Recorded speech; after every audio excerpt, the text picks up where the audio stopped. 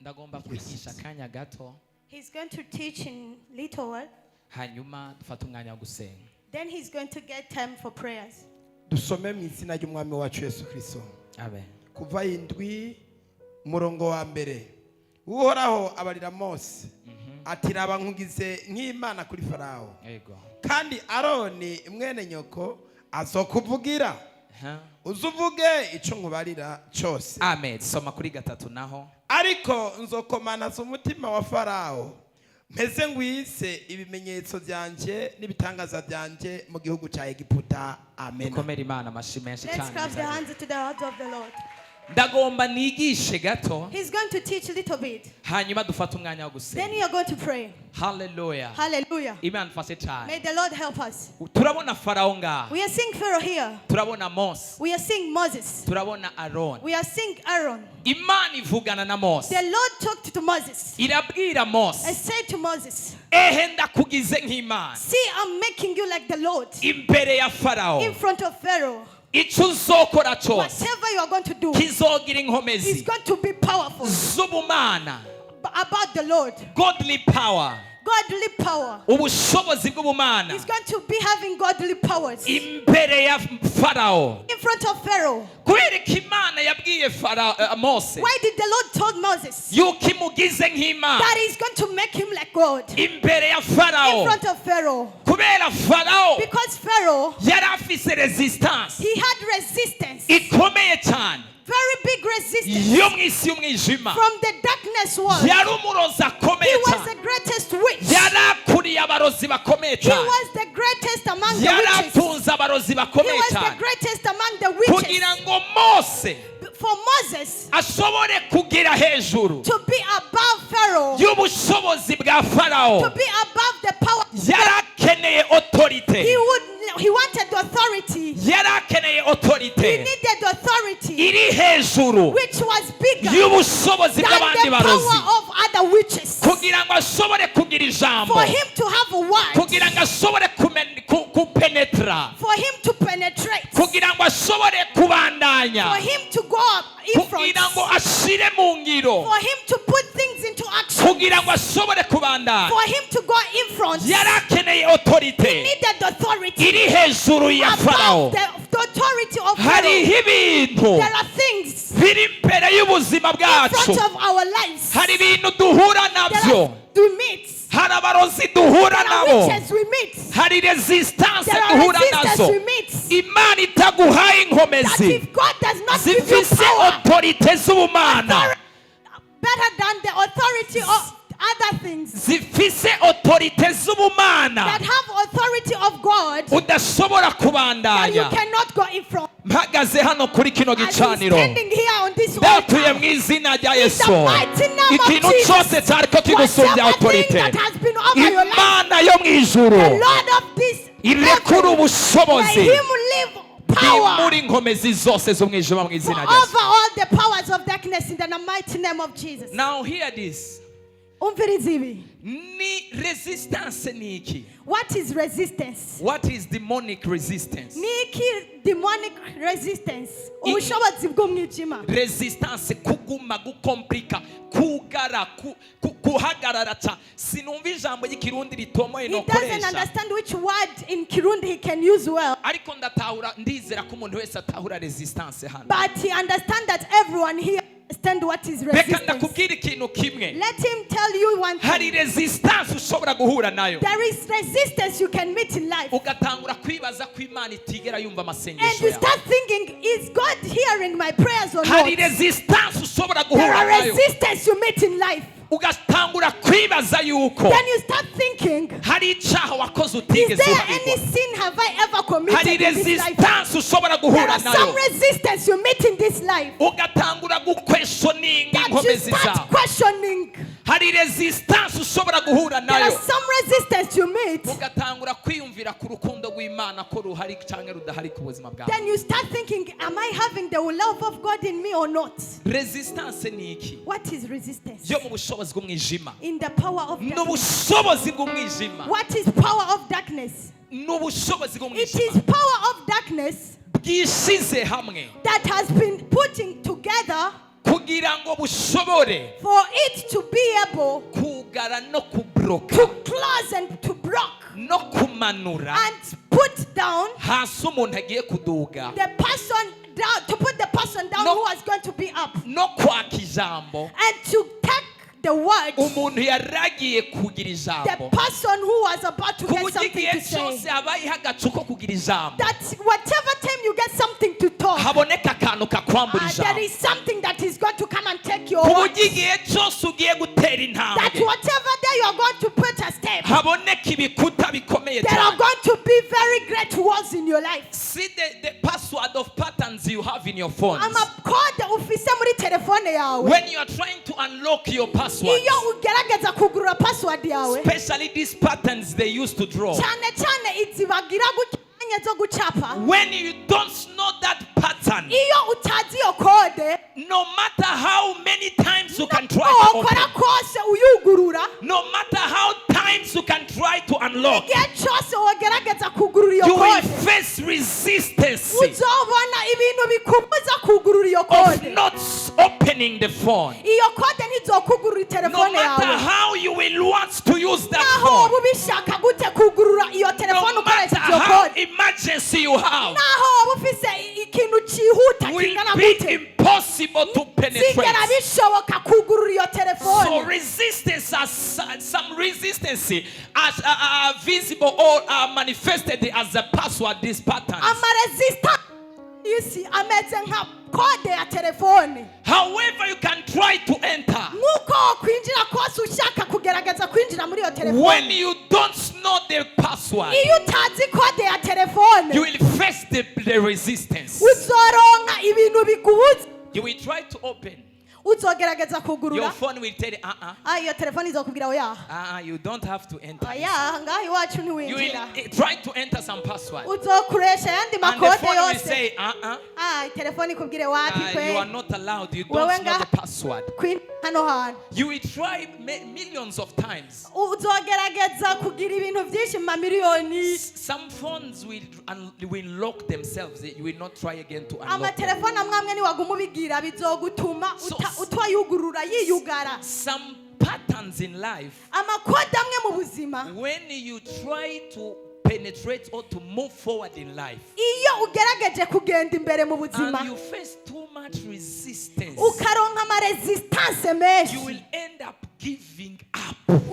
bizorangira ubihevye. Cry in your rooms. Urira mu cyumbi wawe, God, do you really remember me? Mana nukuri je uranyibuka, God, do you really know me? Mana je uranzi, Are you listening to my mbega prayers? wewe urumva gusenga I've been kwanje. praying and fasting. Jewe narasenze I've been narisonzesheje, climbing mountains. jewe naragiye ku I've misozi, been visiting different men of God. naragiye ahantu henshi I kwivuza, worshipped you. naragusenze, I praised your name. narasenze izina I ryawe, gave some offerings, naratanze amashikanwa, tithes, and different sacrifices.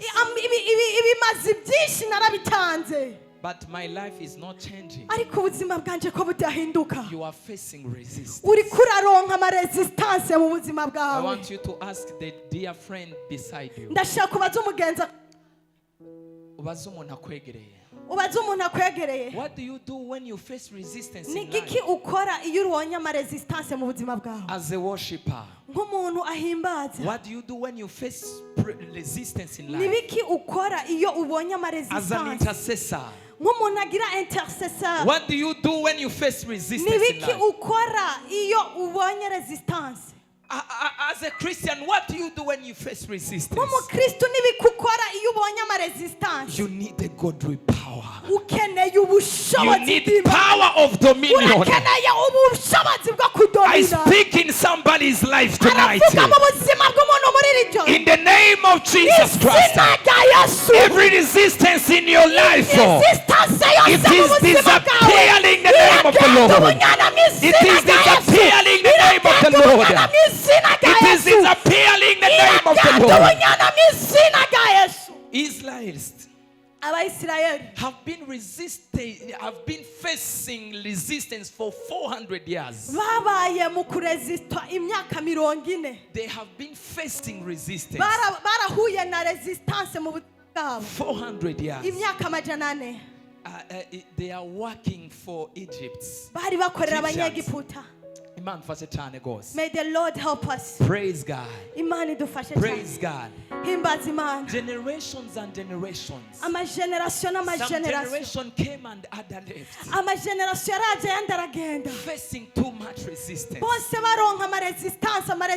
until God sent one helper. Igihe Yesu arungika umufasha umwe. Until God sent one helper. Maka igihe Imana yarungitse umufasha I umwe. pray for you in the mighty name Uyu of the munsi Lord. aragusengera mu izina rya May the Yesu. Lord free one destiny helper in your Uyu life. munsi uhura n'umudestiny helper I umwe mu don't know buzima what you bwawe. are going through, Ntazi ibyo uri kuracamwa mu buzima. but I pray for you in the mighty name Ariko of the Lord. aragusengera mu izina May rya God Yesu. send someone to hold your Imana hand. ikurungikira umuntu agufasha. Imana ikurungikira umuntu May agufata the ukuboko. Lord send you someone Imana to hold your ikurungikira hand. umuntu agufata May ukuboko. the Lord send you someone to Mu hold your bibazo hand. umazemo In iminsi, the days you have been passing through. Imana ikurungikira May umuntu the agufata Lord ukuboko. send you someone to hold your Imana hand. ikurungikira umuntu May agufata the Lord ukuboko. send you somebody to hold your In hand. your business, Muri business may yawe. God send someone to hold your Imana hand. ikurungikira umuntu agufata In ukuboko. too much confusion, Muri confusion yawe. may God send someone to Imana hold your hand. ikurungikira umuntu agufata ukuboko. In the mighty name of the Mu Lord, izina rya Yesu. I pray for you. Uyu munsi May you aragusengera. not walk alone again Ntuzigere utambuka wenyine kandi. in the darkness of confusion, Mu kwijima kwa mu confusion. mwijima wa confusion. In the darkness of May confusion. God send someone to understand you. Imana ikurungikira umuntu May azogutahura. God send someone to cry together with you. Umuntu Imana izokurungikira umuntu urirana May nawe. God send someone to be happy with you. Imana izokurungikira umuntu May God muryoherwa. send someone to hold your hand. Imana ikurungikira umuntu agufata. May God send someone to tell you Imana ikurungikira umuntu akubwira. it is well with you. Bimeze neza nawe. Keep on pushing. Umugenda. You will make it. Uzabikora. You will reach there. Uzagendayo. You will make it. Uzabikora. And you will not be saying that only, but you will make it in the name of Jesus. Jesus.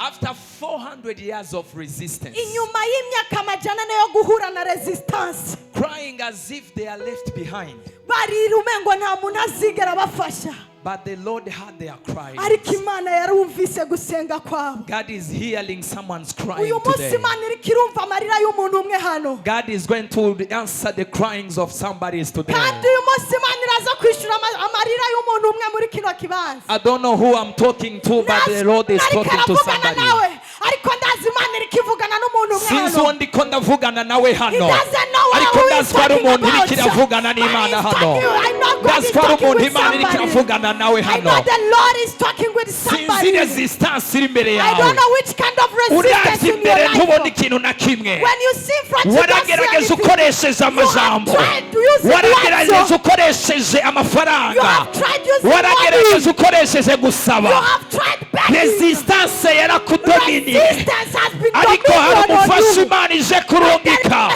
Hari imbaraga Imana ije kukwambika. There is a Christ that May you receive Imana power bushobozi. in the name of Izina Jesus. rya Yesu. Hallelujah. Hallelujah. After 400 years of Inyuma resistance, y'imyaka amajana ane ya resistance, they were left behind. bari basigaye inyuma. Every Egyptians Buri munyegiputa wese were laughing at them. barabatwenga, Where is your God?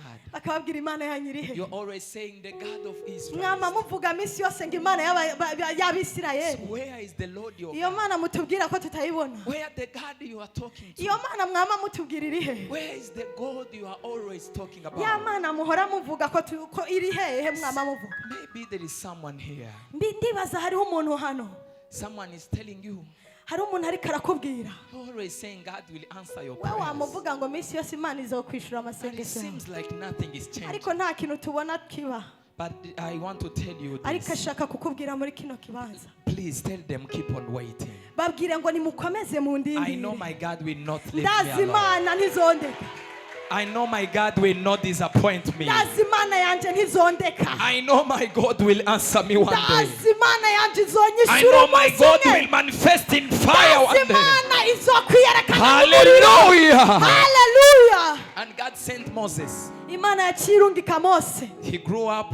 arakura He understood arabitahura ibintu byaho. that I'm not belonging to this clan. Yaratahuye ati hano hantu siho nkwiye kuba. He moved there. Aca aravayo. He went in the wilderness. Aca agenda mu bugaragwa. The Lord began to talk to Moses. Imana icangura kuganiriza Mose. God told Moses, Imana icibwira Mose. Moses, Mose, I want to send you somewhere. ndashaka kukurungika ahantu. But my children have been crying. Hari abana banje bamaze imisi barira. I've heard their crying. Namaze kumva amarira yawo. I'm listening the Lord of God talking to me Ariko arumva Imana imubwira. as a prophet standing on this Na altar. prophet wa kino I'm kibanza. talking to somebody here. Avugana n'umuntu The hano. Lord has heard your Imana crying. yarumvise amarira yawe. The Lord has heard your crying. Imana yarumvise kurira It is kwawe. enough of resistance. Hariho amaresistance It is menshi. enough for resistance. It is enough for resistance. Birahagije kubw'iyo resistance. It is enough for that Birahagije resistance. kukugo kugarirwa. It is enough for that It is madness. enough of that devil. Birahagije ayo It is maresistance. enough of that witchcraft. Birahagije ubwo It is burozi. enough of that pain. Birahagije ubwo It is bubabare. enough of that crying. Birahagije It is ubwo enough of bubabare. that loss. Birahagije ayo marosi ugumugira. It is enough of that losing. Birahagije ubwo The Lord has heard your cries. God is going to manifest in another face. May He answer your life. Hallelujah. Praise God. Yesu ashimwe. Praise God. Yesu ashimwe. You know, sometimes Urazi igihe kimwe there is some resistance you can face, hari amaresistance tugira and you begin questioning your faith in God. ugatangura kwiyumvira mbeje nizera canke sinizera. But God, I've been hoping this, Mana je nizeye iki but still it's not working. ariko nikiriko kirakora. What should I do? Nigiki nokora? Let me tell you something. Reka kubwira ikintu. The resistance you are facing, Amaresistance uri kuracamwo it is a proof, ni proof, ni kimenyetso, ni kimenyetso that the devil is afraid ko Satani atinya of what the Lord has kept in you. ikintu Imana yashize muri wewe. Hallelujah. So, whenever God keeps something in you, Iyi Imana yashize ikintu muri wewe. or put something in you, Iyi Imana yashize or ikintu muri wewe. prepare for someone to manifest in some glory, Canke kugira uzogaragare mu kindi the cubahiro. devil will rise in anger, Shetani azohagurukira ubuzima bwawe. will rise in trials, Azohaguruka mu bigeragezo. will beat you and hit you with the different forces. Azogukubitisha ubushobozi butandukanye. In your children, your husband, your wife, Mu bana, mu bagabo, mu bagore. your life, your ears, your life will be facing a lot of voices and different things Ubuzima bwawe buzohura n'amajwi atandukanye n'ibintu bitandukanye. to slow you down. Kugira bigushire hasi. But Baswahili wanasema hivi, Abaswahili bavuga ngo dawa ya moto ni moto, umuti umuti umuriro n'umuriro. w'umuriro Satani n'umuriro. niyazana resistance, When the devil come in your life, umuresiste mu izina rya Yesu. resist him in the mighty name of Satani niyazaga hagarara imbere yawe, When the devil come and nawe stand hagarara before imbere you, yiwe. stand before Satani him. ntiyakubwira ngo ntabwo When the devil uzoshobora, tells you you are not nawe going to umubwire ngo manage. nawe ntabwo uzoshobora. You are not going to Satani manage. ntiyakubwira ngo ntuzogerayo, When the devil tells you you are nawe not going to mubwire ngo make it. nawe ntabwo You are uzogerayo. not going to make it too. Hallelujah. Hallelujah. When the devil tells you that you are not ready, Iyo Satani yakubwira ngo ntiwiteguye. worthy, ntukwiriye, You are not ready, you are not ntukwiriye. tell him also, Mubwire nawe. weho ntikwiriye na gato. Weho ntukwiriye na gato. You are not even. At least Wasita. jewe mfise ubuntu bw'Imana, At least me, I have a grace of God. naho nakwiriye ndashobora gukwira, Even though I'm not worthy, I ariko can. wewe But fata- you. Hi. Hallelujah. Hallelujah. At least now you must numva ntashobora kuba nakwiriye At least tomorrow. today I don't Hapana feel tomorrow. worthy, but Naho ubunyene if I just think, no fukama just kneel down kambara amaguni, and I put nawe down, ni Mana mbabarira. Lord, forgive me. Hallelujah. Hallelujah. Imbabazi zimanuka zihuse nk'umuravyo gusumba ibindi bintu byose. Another things. Hallelujah. Hallelujah. Hallelujah. Hallelujah. Imana ifashe cyane May gose. the Lord help us. Yesu nadutabare May the cyane. Lord help us. Don't let the devil play with your heart. Don't let the devil play with your emotions. Don't let the devil play with your mindset. Praise God. Praise Jesus. You have the power of God in you. You have the grace of the Lord in you. Someone has crucified himself for you. Someone has died for you. Someone is defending you somewhere in heaven. Glory! Hallelujah! Hallelujah! Hallelujah. Why the devil is coming out anytime, Iyo Satani aje buri mwanya reminding you of your past, aguma kwibutsa kahise kawe, telling you what you've done well yakubwira ngo Ego. ibuka bya bindi wakora, in your ego days, ya misi yibuka ya misi, but you start to lose peace, hewe ugatangura kubura amahoro, acting peaceless. ukabura amahoro nyene. Let me tell you, Reka kubwire, don't let anyone play with your peace. ntuzigera wemera umuntu akinisha amahoro yawe. Peace is expensive. Hewe amahoro When the arazimvye. Lord opened the grace of peace, Imana yugurura ikibanza cy'amahoro. when the Lord opens the place of peace, Iyi Imana yugurura ikibanza cy'amahoro, don't take it for granted. ntuzogifate minenegwe. So the Lord told Moses, Imana ikibwira Mose, I'm going to make you like a God nzokugira nk'Imana in front of Pharaoh, imbere ya Farawo, and you will raise upon against above higher. kandi uzomuruta ibihetangabo bw'umugenda hejuru yiwe. Praise God. Praise God. Hallelujah. Icyo nshaka kuvuga ni iki? What do you want to say? Moses again Moses went, arabwira Pharaoh, then told Pharaoh, please, ndagusabye, the Lord has said, Imana yavuze, give me his people. impa abantu biwe, I'm going to move with them. gira ngendane nabo. I'm not going to leave them here again. Jewe ntawe ndeka ngaha. Ndagomba umuntu umwe agira umutima abwira Imana uyu mugoroba. I want someone to have a today. Satani mpereza ibyanje mu Therefore, izina rya give me my things. umwami yavuganye The na Lord has already talked to me. ntabwo ndabisiga hano mu I izina am rya not Yesu. going to leave them here. Give me my marriage in the name of the Mama Lord. yaje. Give me my fiance in the name of the Lord. Fiance waje. Give me my work in the name of the Lord. Give me my job in the name of the Lord. Free my children in the name of the Lord. Free my husband in the name of the Lord. Free my wife in the name of the Lord. And I'm not going to live here. or kandi not here. siva ngaha ntabatwaye. Hallelujah. Hallelujah. Hallelujah. Hallelujah. Moses said, Mose aravuga. I mean Pharaoh said. Pharaoh said. Pharaoh aravuga. Pharaoh said, Pharaoh aravuga. are you drunk? Aborewe wewe. What kind of wine have you taken? Unakaye kayoga uba. Since when?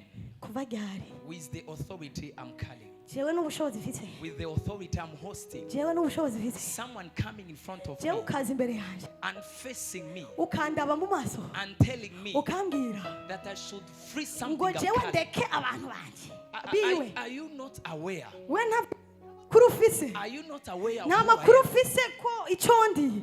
Abantu bamwe na bamwe Some people, baguheruka nta nkomezi ugira, they just remember you when you didn't have uri power. powerless, When you were powerless. nta jambo ufise. When you did not have a word. Imana yo mu ijuru, The Lord of heaven. may he open you, You go there. Where ikongereza inkomezi, give you power. ikongereza ijambo, Increase your words. ikongereza imbaraga. Increase your power. Uyu munsi niwarekura Today isengesho, when you are going to pray. teritware y'abarozi The territories of aze gutangura kubaza that tries to uwo say. ninde ariko arinjira muri Who teritware is that zacu, in our uwo territories? ninde ariko Who arasaba is izo that twari in our twarafashe, territories? uwo ninde ariko arahamagara Who abana, is that when it's uwo going ninde to ariko say? arabohora akazi, is that uwo ninde one? ariko arabohora Who umugisha, is that one? uwo ninde ariko arabohora Who is amafaranga. that one back? Hey! In the mighty name of Jesus. Listen. Umviriza. On Saturday, Kwa gatandatu we're praying for someone. twarasengeye umuntu we face too much resistance, turaronka ama resistance menshi cyane, but not that much. ariko atari menshi cyane. We prayed for her for like 4 hours. nk'amasahane 4 hours. amasahane, And it was not easy. kandi ntibyari byoroshye. Maybe like 3 hours nk'amasaha 3 of not talking anything. atavuga ikintu na kimwe. We were sweat all over. Bari buzuye iyashu, All over. iyashu umubiri wose. Our voices disappear amajwi agenda just because of tiredness. kubera kuruha. But ariko I'm not remembering very well how many we were. ntari karibuka neza, But some witch ariko hari umurozi concerning on what the Lord showed us, kufatira ku vy'Imana yaberetse, and concerning on what the manifestation that they were talking about, no kuraba ivyo ama manifestation yari ahari, what the demons have been talking about. n'abadayimoni ivyo bariko barigira. I prayed for someone, Yarasengeye umuntu very, very close family. wo muri famiye yo hafi. She saw some dreams tonight. Then acararonka Now, indoto. before, the day before, Umunsi wari imbere yawo kwa gatanu, she saw dreams yarabonye indoto coming to take her. baza kumutora. And the serpent bite here, her here. Batanguye kumurya amenyo ngaha. The serpent, Inzoka yaramudomoye. serpent, right? Yes. That's French. Snake. Hallelujah. Yes. A snake bited her. Iman fasitane Amen. gose. Inzoka The iramukomola. snake bited her. In the dreams. Mu biroto. And the morning, Then mu gitondo she waked up yaravyutse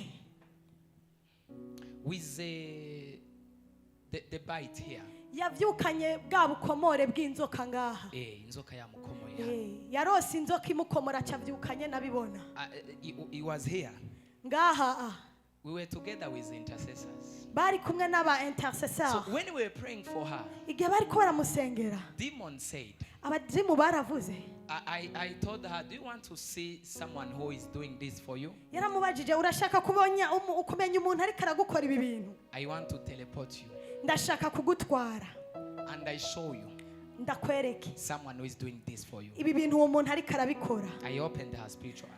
Acarugurura amaso yiwe y'impemu. She saw just the people have been doing that. Acarabona abantu bahora bamugirira ivyo bintu. Gathering the meeting. Bicaye mu nama. Some they have traveled.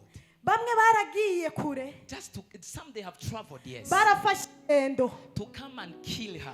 Kuza hano baje kumwica. Bringing snake. Bazanye inzoka. Spending money. Barakeba amafaranga yabo. For somebody's life. Kubera ubuzima bw'umuntu kanaka. To finish it. Kugira babwice babumare. And she's not aware. Kandi nta n'ivyo yarazi. She's walking around. We wagenda She bisanzwe. doesn't know. Nta kinazi. But there is a gathering Ariko hariho ama meeting. that is inama. Hariho inama That's being gathered ziriko ziraba to finish her life. kugira bamwice. As a repentant son and daughter, Nk'umwana wa I repentance. prophesy upon you. Araprofetiza ku buzima You will bwawe. not die anyhow. Ntuzopfa gutyo nyene. You will not die anyhow. Ntuzopfa uko bigiye Ntabwo kose. uzopfa imbere y'igihe cyawe You mu are izina not rya going Yesu. to die before your Every time. powers of witchcraft, Imigambi y'abarozi. every powers of meetings of the devil, Imigambi y'inkomezi we z'abapfumu. gather to scatter in the name of Jesus. Zizokorana ngo zipfe mu izina rya Yesu. Bazokoranira gusanzara mu izina rya Yesu. They will gather themselves to be scattered in the name of the Lord. Tell her hallelujah. Hallelujah. She came here. We prayed for her Turamusengera like 4 hours. nk'amasahane. So here is what happened. Ibi nivyo vyabaye. After that prayer, Bahejeje kumusengera. they were saying, we hate you. Turakwanga baguma bavuga. We hate you. Turakwanga. And one guy in those witches, Umwe muri abo bagabo b'abapfumu. with those witches. Abo bapfumu b'abarozi. Yes, okay, of course, yes. And then he said, Yaravuze umwe muri abo barozi. she said, Aravuga. and someone told me about this man. Jewe hari umuntu yambwiye uwo mugabo. That this guy, Uyu mugabo uyu she mubona nga. has somewhere Arahanari. that they defend her. ari ahantu afise bamudefendinga. So whenever we want to kill her, igihe cyose tushaka kumwica uyu mugabo mubona, anyone who tries umuntu wese agerageza will die in her sake. azopfa Azopfa mu gishingo cyiwe. azopfa mu gishingo cyiwe, die in her sake. Hallelujah. Hallelujah. Hallelujah. And that woman, uwo mugore she ignored it. aca arabifata minenegwe. But when we were playing, ariko igihe bariko barasenga, just letting fire and freeing fire, igihe bariko bahamagara umuriro, she was facing the fire of this altar yari kabona umuriro wo kuri iki gicaniro, and began to say, then acatangura kuvuga they pastor, told me, not me, the witch. umurozi acatangura kuvuga, They told me about this altar. barambwiye iki gicaniro cya repentance. And I was, okay, why did you come and they told Pastor you? acavuga ngo none ni kubera iki waje. Hey! Hallelujah! Hallelujah. Gira mwese ati twegamiye umugabo akomeye. Twegamiye umugabo akomeye. Twegamiye umugabo akomeye. Nta muntu yotera hallelujah. Imana fashe cyane May gose. the Lord help us. And that witch say, N'uwo murozi acavuga, please, you are bad boys. mwebwe muri abana babi. Kubera iki muri abana babi? Why are you bad boys? Let me tell you something. Reka kubwira ikintu kimwe. Those people, Abo bantu they injected her baramushizemo ibintu, disease bamushizemo ingwara, through that snake. bamushizemo ingwara biciye muri iyo nzoka. But after 2 days, Ariko abo iminsi ibiri iheze, where they are sitting now, aho bicaye uyu munsi, maybe if you sit with them, nimba woba wicaye nabo, they can tell you story of what is happening to them right now. barashobora kukubwira ibiriko biraba. There is a fire of God hitting their hariho life. umuriro w'Imana muri buzima bwabo. Ijambo ry'Imana riravuga riti, The word of God says, nimureke ngo umurozi kazabeho. that which Ubushobozi bw'abarozi bwose all the powers bwarungitse amasumu yo mu nzoka, poisons in bwarungitse amasumu yo muri scorpion. that's poisons in scorpions. Turabasubiza ayo masumu yose mu izina In the name of Jesus. That is the power of God.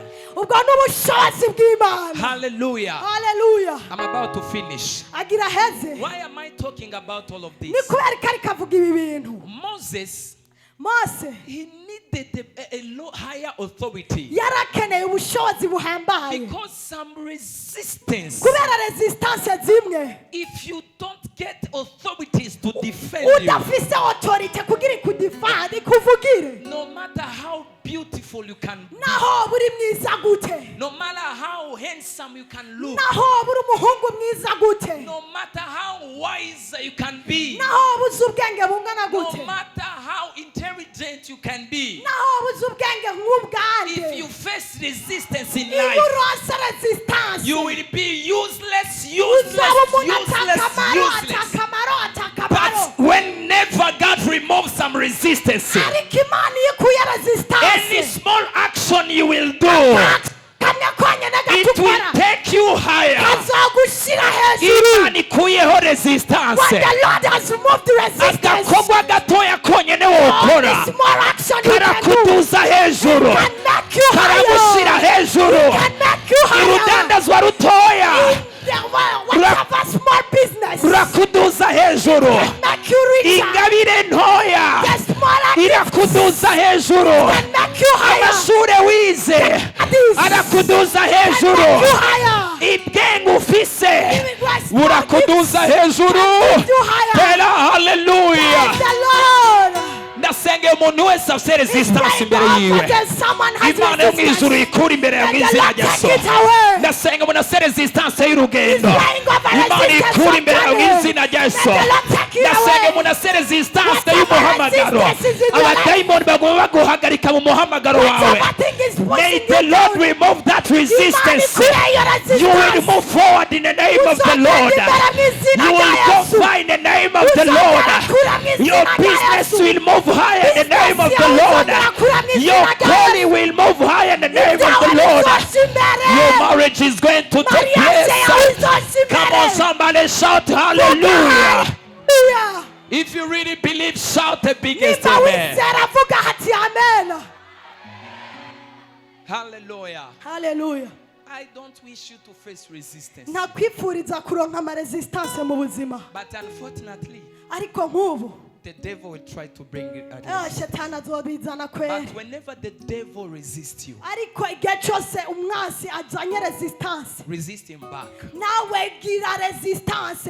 Resist him back. Resista. In fact, ahubwo. In fact, whenever igihe cyose you are seeing something being complicated, uzobona ibintu bitagenda neza, go somewhere complicated, ibintu biri complicated utari go kurasobanukirwa somewhere and wacanganikiwe, sit. genda ahantu wicare Just take time. ufata akanya kawe. Why this is happening? Ni kubera ko ibi biriko biramba, Who I am to face this? ni biki kubera ko ndiko ndabwira Why nindinde kugira others- mbone ibi bintu, Why others are moving like this? kubera ko abandi bagenda uko. When you take time to sit and meditate on that, Iyo wicaye ukavyiyumvirako, build some reasons. uca wubaka amahezo amwe, Try to put on some reasons zana impamvu zimwe zimwe that will try to encourage you zizoguha and courage, give you reason ziguha impamvu to move in that situation. ituma utera imbere muri iyo situation. Because Kubera whenever one of the biggest tragedy ikintu kibi cyonyene someone can face when he's living umuntu yohura naco igihe ari mu isi ariko abaho, is living without a reason. ni kubaho ata mpamvu. Do you know living without having a reason to Urazi live? kubaho ata mpamvu kuri iyi si, You just live. wowe uriko urabaho gusa, You wake up. uravyuka You go to school. ukagenda ku ishuri. So have this small image. Banza ugire ka imagination gato, Have this scene.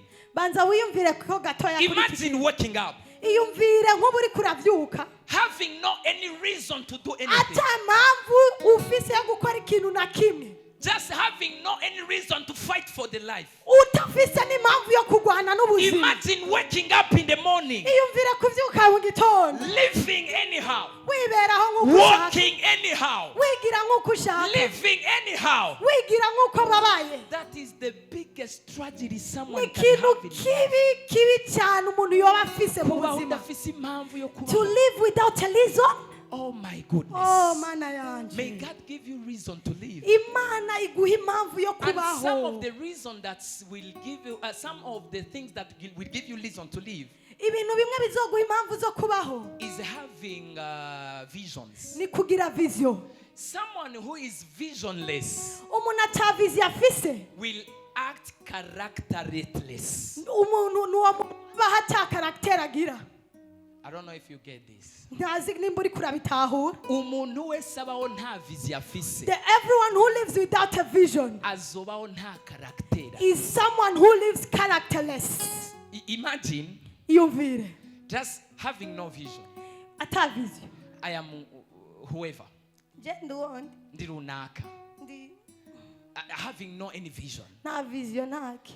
Ni kuvuga, It means when it is to go in a club, you will learn. nihagera kugenda mu club Because you have no uzogenda, vision because ufise vision nyinshi that you are trying to prevent. ushaka kujamwo nyinshi zitandukanye.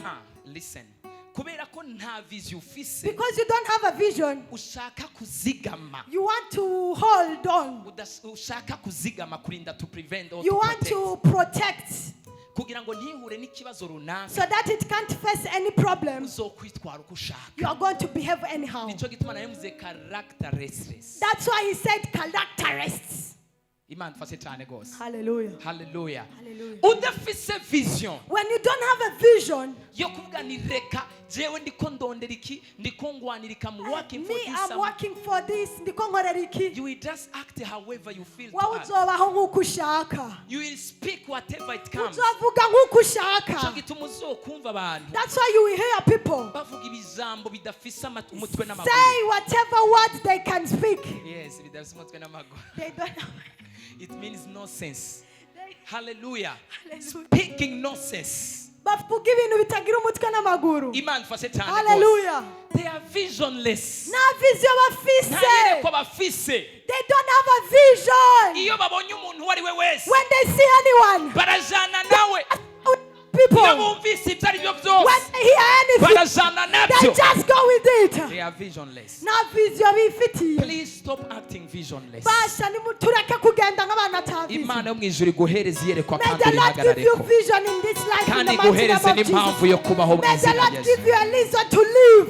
Whenever a mother, Igihe umuvyeyi he can even think about to kill herself. Those diseases are not Ntabwo ibyo going to bibazo kill you. byose ari ibyo kukwica. Those problems are not to Ntabwo kill ubwo you. bukene bwose ari ubwo kukwica. Ntabwo ayo mablokaje yose ari ayo kukwica. Ariko arare mu buremere bw'intahe. Create Tell miracle. hallelujah. Hallelujah. Tell hallelujah. Hallelujah. Hariyo abantu iyo bari koroherwa bakugururirwa imiryango There are yose. people, if they could have opened all Uyu their munsi doors, batuba bazi kurakora desko paya. today they didn't know how to speak in tongues. Lanos kiria boshata. Hey, hey, hey. Hallelujah. Hallelujah. Hallelujah. Hallelujah. Hallelujah. Hallelujah. Ariko Satani yarabugariye, But the devil crossed. abugarira n'abanyabyaha, Crossed when they are abugarira sinners. barazimiye, They crossed when they are abugarira sinners. baratakaye. They crossed when they didn't know what to Nzokomeza do. umutima wa Farawo I'm going to make kugira ngo him ngwize resistant. ibitangaza For me byanje. to multiply Satani me. yarabugariye.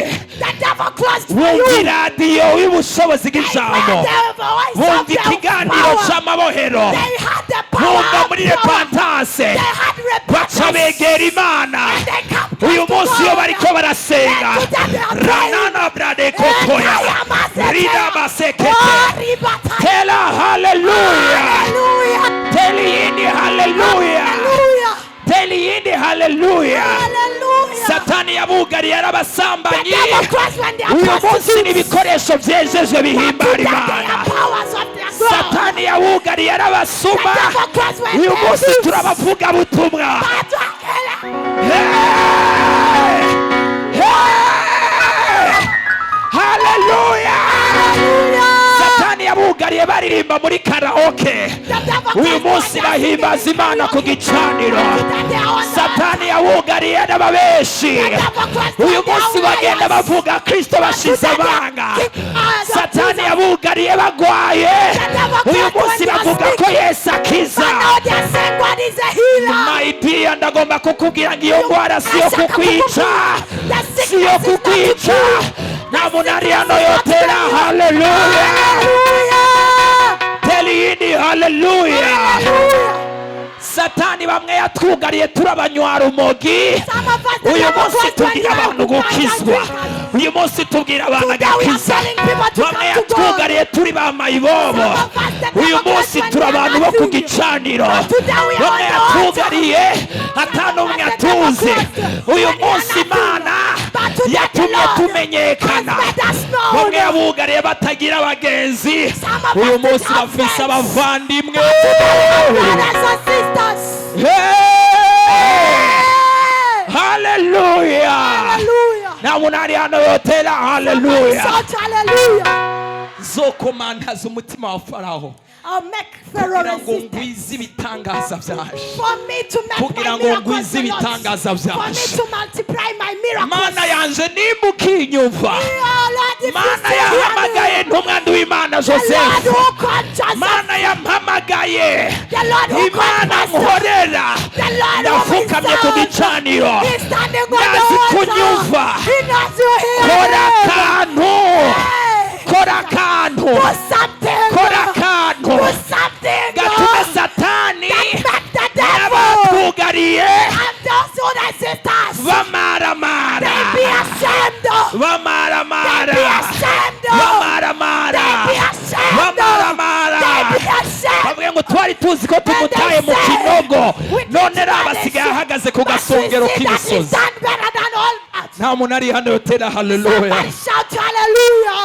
You know, Urazi, the devil can think Satani ashobora that kwibaza he's throwing you in the pits. ko ashobora kuguterera mu kinogo.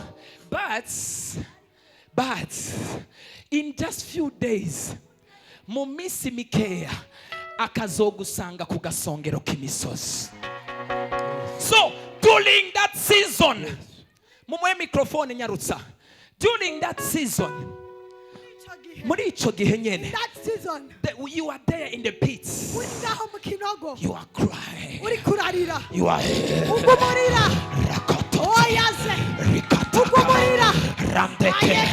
mana ya repentance, mana ya basogokuro, rakotopa, ridosketa, wagutaye mu kinogo, wisanze muri Egiputa, ugeze muri Egiputa, muka Potifari arakubesheye, yibaza ngo gutaye mwibohero, ukabandanya, rantoteke, ridosata, ratato, ribayata, rotokiaza, ranesete. Mu minsi mikeya bakagusanga ari wewe wicaye ku ntebe yo kugaburira abo mu muryango iwanyu, yo kugaburira bagutaye mu kinogo, yo kugaburira bakubesheye. Ariko Mana yanjye abantu mwaje gusenga cyane. Hallelujah! Tell her hallelujah! Tell her hallelujah! Tell hindi hallelujah! Imana idufashe cyane May the Lord help us. Yesu nadutabare May the cyane. Lord help us. Imana idufashe cyane. May the Lord help us. And then umunsi umwe One day, umuntu ashobora kwisanga the person may avukiye find mu muryango w'abantu umeze when he neza, has born into ariko good family, akisanga ari mu ishyamba, but find himself in ariko uko the avuga mu forest. ishyamba But in that forest, akisanga ariko arasenga, find him praying. akisanga ariko arahimbaza. Find him praying. Uko ahimbaza The way he's idubu rikaza, akaronka experience, idubu akarituritsa. and kill it. Iminsi iheze When days are intare ikaza, and the lion, intare yaza when the lion comes, akayituritsa. kill it. Abandi bari ku mafiriti, abandi bari kuri mayoneze, abandi bari ku muceri, abandi bari ku ipirawo. That's on Umwana pillow. w'abahungu hari inyuma But when they are ariko aragira experience. Abandi bariko baragwana na pizza, abandi bariko baragwana na hamburger, abandi bariko baragwana na milkshake, abandi bariko baragwana na zi cocktail. Umwana w'abahungu ari hariya mu ishyamba, ariko araturitsa intare, ariko araturitsa idubu, ariko araronka experience. getting experience. Nta muntu ari hano yotera haleluya. Tera iyindi haleluya. Hallelujah. Ongera utere iyindi haleluya. Hallelujah. After some couple of days, Hari iminsi Goliath araje. when Goliath came, Abandi bamenyereye mayoneze, when those are abandi eating bamenyereye mayonnaise, amafiriti, abandi bamenyereye agasosi kameze neza. Ariko muri bya bihe wari watawe wasizwe, wari uri mu ishyamba, atanumwe akwitayeho, atanumwe akwibuka. Uri kura Yesu shigikira, Yesu nkomeza, Yesu nyuzuza, Yesu imbaraga, Yesu amavuta, Yesu. Nta muntu yotera haleluya.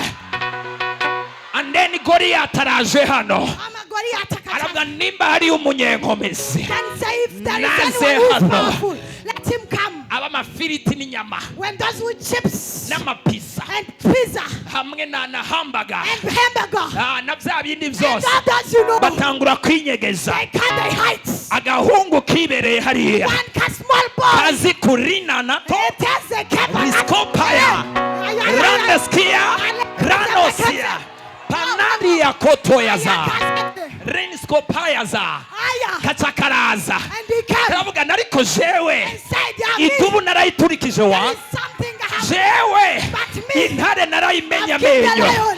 ntago namenyereye pizza, I am not used to nayo ubu pizza. ndashobora kuyemererwa, But me now ariko I hari can eat amafunzo it. naciyemo. But there is somewhere Cyagiye else. mwari mwantaye, That day cyagiye you mwari were mwashize inyuma, That day you have left papa me. wanje ariko arantegura, Father was preparing yararonse me. amafunzo akwiriye. I have gotten enough Andeni akaca studies. yegera, aregera, Then come aravuga from ni wa mufilisitiya Now you Philistines, urika imbere y'ingabo what z'Imana are you ihoraho, of the battle of the Lord? ndakubagira ibisiga. I am going to kill Hari for you. abafilisitiya, hariho resistance, tugiye kubagira ibisiga uyu munsi. Hey! Nta muntu ari hano yotera haleluya. Shout hallelujah. Teri yindi haleluya. Hallelujah. Teri yindi haleluya. Ongeri yindi haleluya. Hallelujah. Haravuga ngo ya Mana yashoboje. And he said that the Lord who rero helped me. babandi Those people bahora bamuvuga that used to talk about him. kahungu we You, a small boy. kuva kera ukunda kwita imbere. You like to go in front of me. Umviriza, But let me tell hari you, ahantu Imana yancishije somewhere the Lord hatuma has made me ntinyegeza go. mu gihe That's mwebwe why mwinyegeje. That's Igihe why mwari ko murarya amafiriti na mayoneze, nanje nari ku mafunzo y'impemo. Awazarini ya koto raskopi ya zaya. Haleluya, haleluya. Hallelujah. Interpreter afashijwe. Haleluya. Hallelujah. Tela haleluya. Tela haleluya. Tela haleluya. Acaregera. Then he went in front. Arafata akabuye konyene. Then he told the small Umviriza ndakubarire. stone. Iyi Imana yo mu ijuru When the Lord igomba kuduza ibitangaza wants to elevate no kwihesha miracles icyubahiro, and make him higher, ikora akantu gatuma just make something abari baragupinze that those who have been resistance rejecting you, zari zarabaye all that ndende, resistance in your life, zambara agapfukamunwa bakabambura ijambo burundu. take the word Ndabona out of them. abantu bari hano. See people Haleluya. Bari barabapinze. Imana irekura iyindi otorite. Imana irekura ubundi bushobozi. Imana irekura izindi mbaraga. Imana irekura ayandi mavuta. Imana irekura izindi nkomezi. Imana irekura iyindi otorite. Imana irekura irindi yerekwa. the Lord is giving you Tela haleluya. hallelujah. Anena arafata akabuye konyene. Then he got a small stone. Waje kungwanya mu izina ry'ubushobozi bwawe. You came to fight me with your power. Ariko nje kugwanya mu izina Let me ry'Imana ya fight you in Isirayeli. the name of the Lord. Imana ya Isirayeli The wasuzugurwa Lord of the kende. Israel that have been Mwarandoze mu izina ry'umuryango. you have been talking about me. Family. Mwarandoze You have been witching me mu izina ryo kunyanka. in the name of hurting me. Mwarangiriye nabi. You have been doing bad things to me. Mwarambrotse. You have blocked my number. Mwaranyugariye. You have been blocking my ways. Mwaranteje ingwara biciye mu You have burozi. been bringing diseases. Ariko nanje uyu munsi But me nje today, kubagwanya mu izina I'm ry'Imana going to y'igicaniro fight you cya in the name repentance. of the Lord of the altar of repentance. Resistance zose All resistance zashyizweho n'ubwoko ubwo aribwo bwose bw'abadayimoni. that are going to be put by any In the power mighty name of Jesus. ngo Jesus. muhaguruke mu kwizera I kwawe. want you to stand in the Uhagarare mighty mu name of kwizera Jesus. kwawe. You stand in the Uhagarare power mu of kwizera faith. kwawe. You stand in your Uhagarare mu faith. kwizera kwawe. You stand in your Fata ibuye faith. ryo kwizera mu kiganza. Take a stone of Fata faith. ibuye ryo kwizera mu kiganza Take a cyawe. stone of faith. Iyo resistance si yo kukwica. Whatever Iyo resistance resistance is si yo not going to kukugirira kill you. nabi. That resistance is not going to kill Utegerezwa you. kubandanya mu izina You are rya going to Yesu. go in front in Manura mighty umuriro name of w'Imana. Power Manura of the umuriro fire w'Imana. of the Lord. Goliyati we. That Ako Goliath. kanya Dawidi atafata ryabuye. That time David got that stone. Arazungurutse. Then he did like this. Gira buke buke. Arazungurutse. Arongera arazungurutse. Then he was doing like this. He was Rolling. spinning. Arazungurutse. Then he was rolling like Arongera this. arazungurutse. Then again. Arongera arazungurutse. Then again. Ariko Goliyati arahagarara. Ay, ay, ay, ay. Then Goliath was like, ha ha ha ha. Mi Jewe, jewe jewe. hari umugani abarundi baciye ariko ndawuretse ntago ndawuca. Imana ifashe cyane rwose. Hallelujah. Hari umugani abarundi baciye. That proverb of Burundian. Imana ifashe cyane. Hallelujah. Vuga ngo reka ndawureke. Hey.